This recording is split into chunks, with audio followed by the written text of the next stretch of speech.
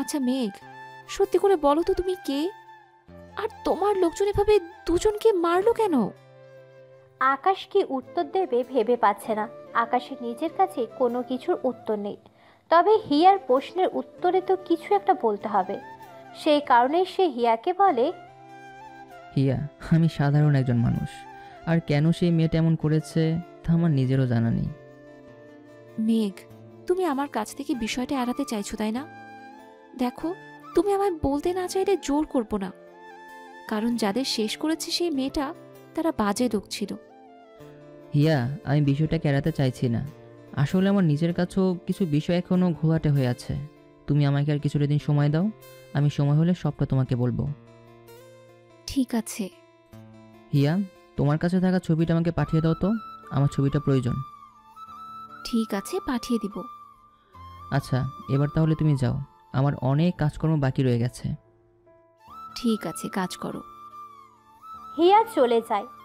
আকাশ কাজে মন দেয়, তবে তার কাজে কোনোভাবেই মন বসে না। বারবার খালি গার্ড এবং সেই মেয়েটার কথা মাথায় ঘুরপাক খাচ্ছে। বিষয়টাকে কোনোভাবেই মাথা থেকে বের করতে পারছে না সে। এইভাবেই সে অফিস টাইম শেষ করে বাসায় আসে। চেহারায় এখনো চিন্তার ছাপ। নীরা আকাশকে চিন্তিত দেখতে পেয়ে বলে, কি হয়েছে মেঘ? তোমার চেহারা তো চিহ্নিত কেন? তুমি কি নিয়ে এত চিন্তা করছো? আসলে নীরা, গার্ডদের বিষয় নিয়ে না আমি খুবই চিন্তিত আছি। গার্ডের বিষয় নিয়ে কিসের আবার চিন্তা তোমার? নীরা, আমি খুব সাধারণ একজন মানুষ। আমার পেছনে সবসময় গার্ডরা ঘুরঘুর করে, বিষয়টা আমার কাছে অন্যরকম লাগে। আমার মধ্যে বেশ কৌতূহল, তারা কী কারণে আমাকে প্রোটেক্ট করে সেটা জানার জন্য। আরে, আমিও জিজ্ঞাসা করেছিলাম, কিন্তু তারা তো বলে না। তবে শোনো, তারা বললে বলুক, আর না বললে নাই। তাদের কারণে তোমার তো ক্ষতি হচ্ছে না, উল্টো আরও লাভ হচ্ছে। নীরা, লাভ ক্ষতির বিষয়ে ভেবে বিষয়টাকে এড়িয়ে যাওয়া কিন্তু আমাদের ভুল। আমার প্রচণ্ড সন্দেহ হয় এই গার্ডদেরকে। আজকে তো সন্দেহের মাত্রা আরও বেড়ে গেছে। আমাদের কিন্তু এইসবের রহস্য বের করা উচিত নীরা। তোমার কথা ঠিক আছে, কিন্তু আজকে সন্ধ্যের মাত্রা আরও বেড়েছে। বিষয়টা ঠিক বুঝলাম না। তুমি আমাকে একটু পরিষ্কার করে বলো তো, কি হয়েছে? আকাশ নীরার কথার প্রতি উত্তরে পকেট থেকে ফোন বের করে হিয়ার পাঠানো ছবিটা দেখিয়ে বলে, এই মেয়েটা গার্ডদের দলের একজন সদস্য, আর এই মেয়েটা নাম করে দুজন মাফিয়াকে উপরে পাঠিয়ে দিয়েছে। এছাড়া সেই দিন ভার্সিটিতে এই মেয়েটাই নাকি আমার কারণে জয়দেরকে মেরেছিল। এই কারণেই আমার প্রচণ্ড সন্দেহ হচ্ছে। তুমি একটাবার ভাবো, গার্ডদের দলের সদস্য দুজনকে মেরে ফেলেছে, মানে এটার অর্থ দ্বারায় গার্ডদের মধ্যে কোনো ঘাবলা রয়েছে। তার মানে যে কোনো সময় আমরাও গার্ডদের কারণে বিপদের মুখে পড়তে পারি। আকাশের দেখানো ছবি এবং তার কথাবার্তা শুনে নীরার চোখ বড় বড় হয়ে গিয়েছে। সেই সাথে নীরার অনেকটা ঘাবড়ে গিয়েছে। শরীর প্রচণ্ড ঘামতে শুরু করেছে নীরার। নীরার কাছে মেরে ফেলাও বড় কিছু নয়, সেখানে নীরার সামান্য একটা ছেলের কারণে ঘাবড়ে গিয়েছে। এমন দুর্দশায় নীরা এর আগে কখনো পড়েনি। আকাশকে কি বলবে বুঝে উঠতে পারছে না নীরা। আতঙ্কে ভিতরটা মরুর ন্যায় শুকিয়ে গেছে। আসলে মানুষ যত বড় পালোয়ান হোক না কেন, কিছু সময় ছোটোখাটো ব্যাপারগুলোতেই তাদের দুশ্চিন্তার কারণ হয়ে দাঁড়ায়। নীরার চোখে মুখে আকাশকে হারানোর ভয় ফুটে উঠেছে। নীরার আড়ালে থাকা ছবি যেহেতু আকাশের হাতে লেগে গিয়েছে, তার মানে যে কোনো সময় আকাশ সমস্ত সত্যিটাও জেনে যাবে। আর এমনটা হলে সে চিরতরে আকাশকে হারাবে। নীরা মুখ থেকে কোনো কথা বের হচ্ছে না।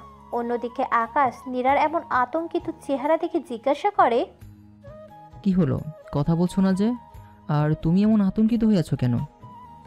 নীরার কাছে আর চুপ করে থাকার মতো অপশন নেই, তাই সে বাধ্য হয়ে মুখ খুলে বলে, না মানে আসলে তোমার কথা শুনে চিহ্নিত হয়ে পড়েছিলাম। আসলে কিন্তু ভাবার বিষয় তোমার কথাগুলো। তবে মেয়ে, তুমি এই ছবিটা পেয়েছো কোথায়?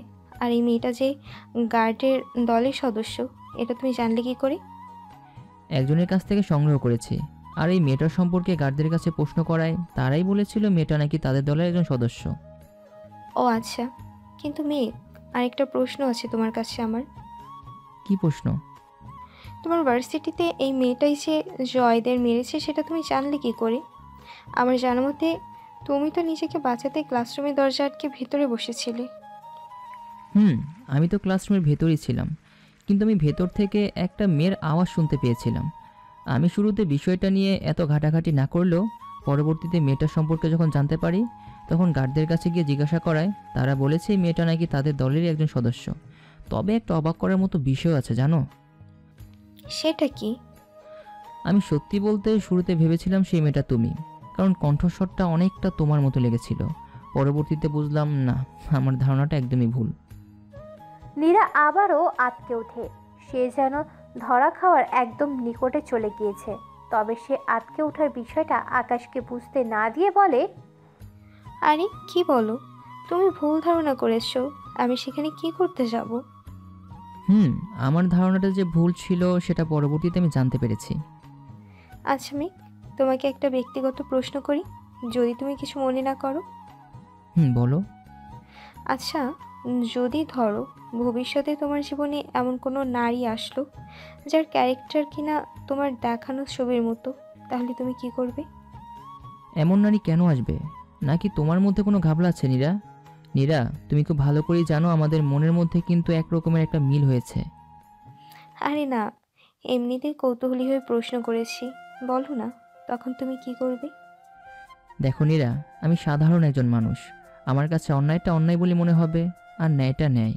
তুমি মাফিয়া বলো আর সমাজের নেতা খেতার কথাই বলো না কেন, দুজন ভিন্ন হলেও কিন্তু দুজনকে একই রকমের বলা চলে। এই দুই শ্রেণীর মানুষের মধ্যে যারা অন্যায়ের বিপক্ষে, আমি তাদেরকে সাপোর্ট করি। আমার জীবনে যদি এমন কোনো নারী লিখাই থাকে তাহলে সে আসবে, কিন্তু সে যাই করুক না কেন, অন্যায়ের বিরুদ্ধে থাকলেই আমি তাকে সমর্থন করব। বুঝলাম। আচ্ছা যাও, এবার গিয়ে ফ্রেশ হয়ে নাও, আমি চলে চা দিচ্ছি। আচ্ছা। আকাশ আর কিছু না বলে ফ্রেশ হতে চলে যায়।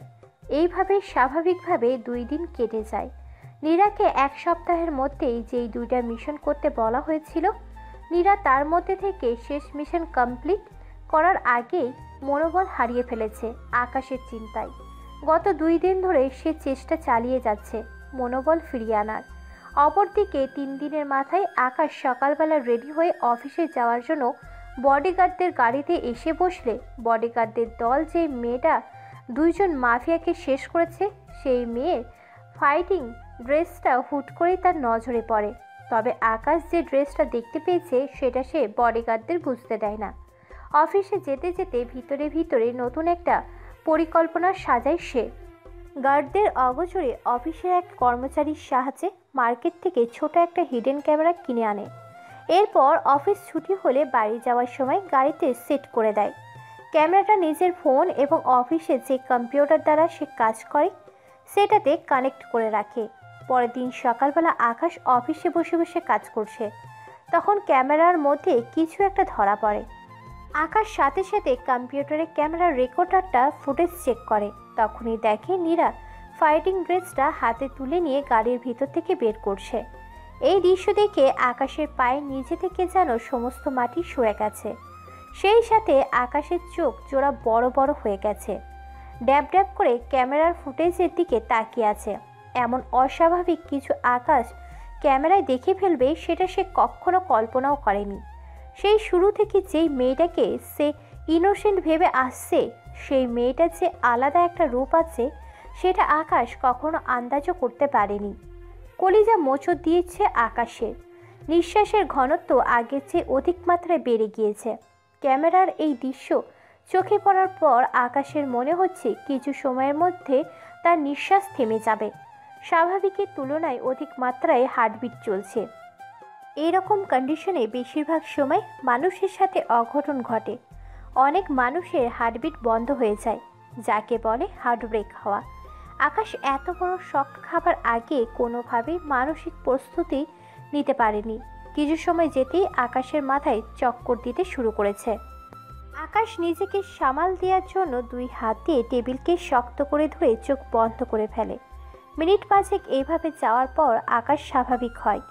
এরপর আবারও ক্যামেরার ফুটেজগুলো অন করে দেখতে থাকে, কারণ তার দেখায় কোনো ভুল হয়েছে কিনা সেটা সে নিশ্চিত হচ্ছে।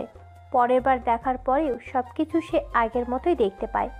আকাশ নিশ্চিত হয় যা কিছু সে ক্যামেরায় দেখেছে সব কিছুই সত্যি।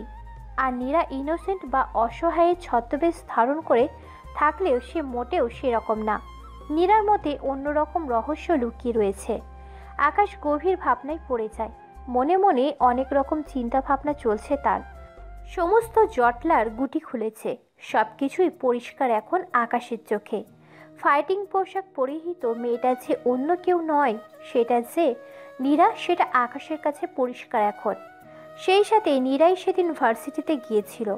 আর তাছাড়া এই নীরা তার জীবনে আসার পর থেকেই সমস্ত রকমের অদ্ভুত কিছু ঘটতে শুরু করেছে তার সাথে। আগে তার জীবনে এমন কিছু কখনো ঘটেনি। 2 কোটি টাকা অ্যাকাউন্টে ঢুকেছে, বডিগার্ড নিয়োজিত করা হয়েছে তাকে দেখে রাখার জন্য।